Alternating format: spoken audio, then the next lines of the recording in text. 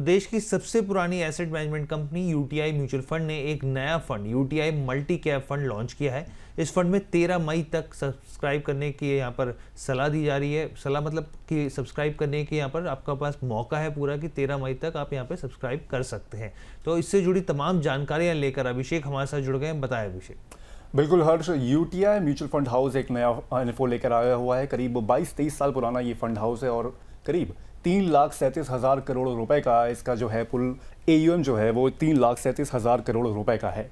वही जैसे कि आपने बताया कि जो इसका लेटेस्ट NFO है वो है यूटीआई मल्टी कैप फंड। जैसे कि आप स्क्रीन पर देख सकते हैं, मल्टी कैप फंड मतलब एक तरह से जिसको लार्ज कैप, मिड कैप और स्मॉल कैप का जो मिश्रण चाहिए, जो बैलेंस्ड रिटर्न और बैलेंस रिस्क चाहते हैं, मतलब एक तरह से लार्ज कैप की स्टेबिलिटी, मिड कैप की एक तरह से ग्रोथ और स्मॉल कैप की अनएक्सपेक्टेड बढ़िया रिटर्न एक ही साथ अगर चाहते हैं तो मल्टी कैप फंड्स उनके लिए बहुत बढ़िया ऑप्शन हो सकते हैं। बेंचमार्क की अगर बात करें तो निफ्टी 500 मल्टी कैप 50:25:25 TRI है, यानी कि निफ्टी 500 मल्टी कैप में शामिल 500 कंपनीज के परफॉर्मेंस को ये फंड हाउस एक तरह से ट्रैक करेगा, उनके परफॉर्मेंस को रेप्लिकेट करने की कोशिश करेगा। वेटेज जो रहेगा वो 50% लार्ज कैप को, 25% मिड कैप को और 25% जो रहेगा वो स्मॉल कैप को वेटेज इसमें दिया गया है। सब्सक्रिप्शन की अगर तारीख की अगर बात करें तो 29 अप्रैल से यानी कि परसों मंगलवार से ये शुरू हो चुका है। 13 मई तक लोग इसमें सब्सक्राइब कर सकते हैं। अलॉटमेंट 16 मई को मिल जाएगा। वही मिनिमम निवेश की अगर बात करें तो 1,000 रुपए का मिनिमम इन्वेस्टमेंट इसमें किया जा सकता है। 5 रुपए की SIP से ये भी शुरू किया जा सकता है। एंट्री लोड निल रहेगा, यानी कि कुछ भी एंट्री लोड नहीं है, लेकिन एग्जिट लोड रहेगा वो 1% रहेगा। इनकेस अगर 90 दिन से पहले अगर आप इसको स्विच करना चाहते हैं तो 1% का आपको ओवरऑल इसका एग्जिट लोड देना पड़ेगा। जो फंड मैनेजर जो इसको मैनेज कर रहे हैं वो है कार्तिक राज लक्ष्मणन, काफ़ी एक्सपीरियंस हैं और ये इस फंड हाउस को भी फिलहाल मैनेज कर रहे हैं। अब एक कुछ आंकड़े जरा हम आपको पेश करते हैं। अब मल्टी कैप फंड्स की अगर बात हो रही है तो कुछ ऐसे फंड्स की परफॉर्मेंस की अगर हम लोग यहाँ पर पेश करना चाहेंगे जिससे कि एक आइडिया मिल सकेगा कि इस कैटेगरी के जो फंड्स है वो कैसा परफॉर्म कर रहे हैं।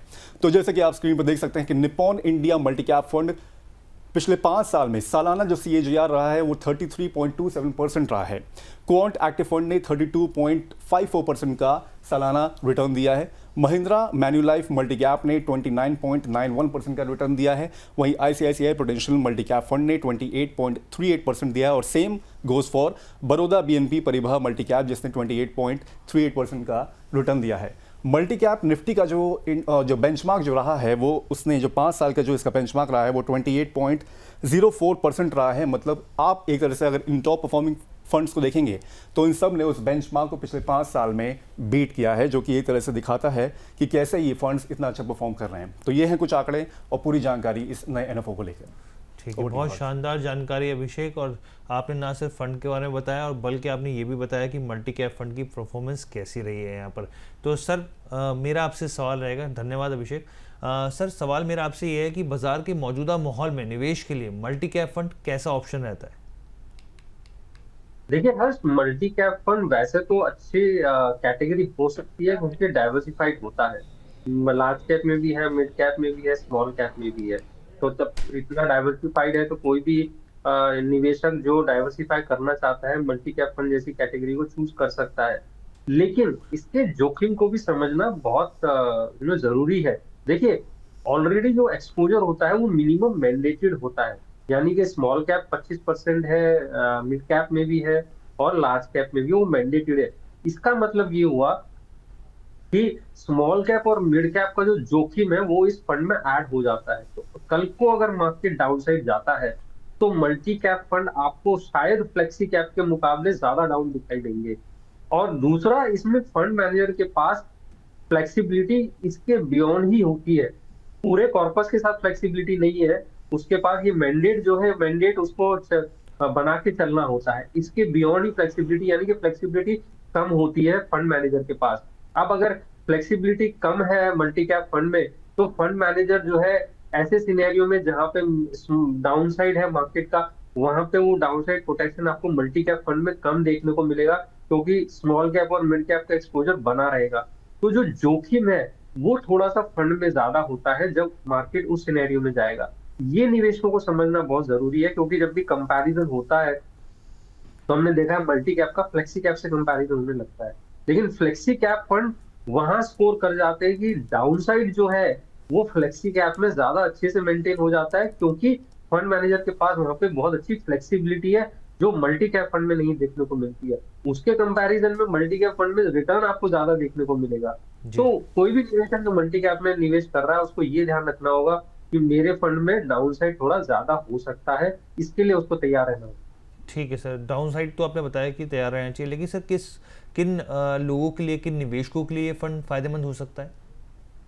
आई थिंक जो वैसे तो हर निवेशक इस कैटेगरी को ऐड कर सकता है, लेकिन ज्यादातर जो निवेशक डाइवर्सिफाई नहीं कर सकते, उनको नहीं पता है कि हम कितना, हमें कहाँ निवेश करना चाहिए, तो उनके लिए मल्टी कैप फंड, और वो चाहते हैं कि भाई हमें स्मॉल कैप का भी एक्सपोजर मिले, मिड कैप का भी मिले और लार्ज कैप का भी एक्सपोजर मिले, तो उनके लिए मल्टी कैप एक अच्छी कैटेगरी हो सकती है, प्रोवाइडेड उनको पता हो कि जो फ्लेक्सिबिलिटी बहुत ज्यादा नहीं है इसमें, तो डाउन साइड जो है वो आपको थोड़ा ज्यादा देखने को मिलेगा। ठीक है सर, और जो भी तमाम व्यूअर्स हैं जो हमें सवाल भेज रहे हैं, तो आप देखिए प्रॉपर सवाल फ्रेम करके भेजिए, क्योंकि कई बार क्या होता है टुकड़ों में आप भेजते हैं तो वो क्लैरिटी से मिल नहीं पाता हमको, और इसलिए मैं आपको एक नंबर शेयर कर रहा हूँ, उस नंबर को आप नोट कर लीजिए, स्क्रीन पर हम लोग फ्लैश कर देते हैं वो नंबर, ताकि आपको पता चल सके। टाइमिंग भी हमारी रोज़ाना हम लोग जुड़ते हैं सोमवार से शुक्रवार, और शाम 4 बजे जुड़ते हैं। 9354027995 ये नंबर है, उसको आप नोट कर लीजिए, और इस पर आप अपना सवाल प्रॉपरली फ्रेम करके भेजिए, एक एक जानकारी साझा कीजिए, ताकि उस पर हमें भी क्लैरिटी मिल सके, ताकि कहीं कोई कन्फ्यूजन ना रहे, और ना ही कन्फ्यूजन अगर हमारे पास नहीं रहेगी तो गेस्ट के पास भी नहीं रहेगी, ताकि वो आपके जो सवाल का जवाब है वो बहुत अच्छे से यहाँ पर दे पाएंगे। ठीक है sir, Jitendra sir thank you so much, आपने एक इम्पॉर्टेंट टॉपिक को आज हमारे व्यूअर्स के लिए कवर किया, उनको समझाया यहाँ पर कि आखिर जिस तरीके से लार्ज कैप फंड है, जिनको कहा जाता है कि आखिर में इसी तरह के फंड्स काम आते हैं यहाँ पर, और बाज़ार में जब गिरावट हो तो ये एक सपोर्ट के तौर पर खड़े होते हैं। तो ऐसे में यहाँ पर जो आंकड़े निकल के आए वो काफ़ी दिलचस्प आंकड़े थे, और इसी पर हमने ये शो किया। Sir thank you so much, और उम्मीद करते हैं आगे भी आप इसी तरीके से हमारे साथ जुड़ते रहेंगे। तो देखिए, मार्च की म्यूचुअल फंड रिपोर्ट से साफ तो संकेत मिल रहा है कि बाजार की अस्थिरता में स्थिरता की तलाश फिर से शुरू हो गई है, और यही वजह है कि लार्ज कैप फंड निवेशकों की पहली पसंद बन के उभरे हैं यहाँ पर। लेकिन आगे का रास्ता कैसा होगा, और ये फंड मैनेजमेंट की रणनीति और बाजार के ट्रेंड पर निर्भर भी करेगा यहाँ पर। तो फिलहाल आप इस बात को सोचिए, और आप भी यहाँ पे बिल्कुल जब भी आप कहीं निवेश करें ना, बहुत सोच समझ के कीजिए, और अपने आर्थिक सलाहकार से ज़रूर राय लीजिए। लेकिन यहाँ पर यह है कि सदी हुई चाल भी यहाँ पर आपको काफ़ी ज़्यादा समझदारी से आपके फैसले लेने में काफ़ी काम आ सकती है, और एक अच्छा रिटर्न बना के दे सकती है। तो ओवरऑल आपको ये शो कैसा लगा, कमेंट करके ज़रूर बताइएगा। बहुत बहुत धन्यवाद।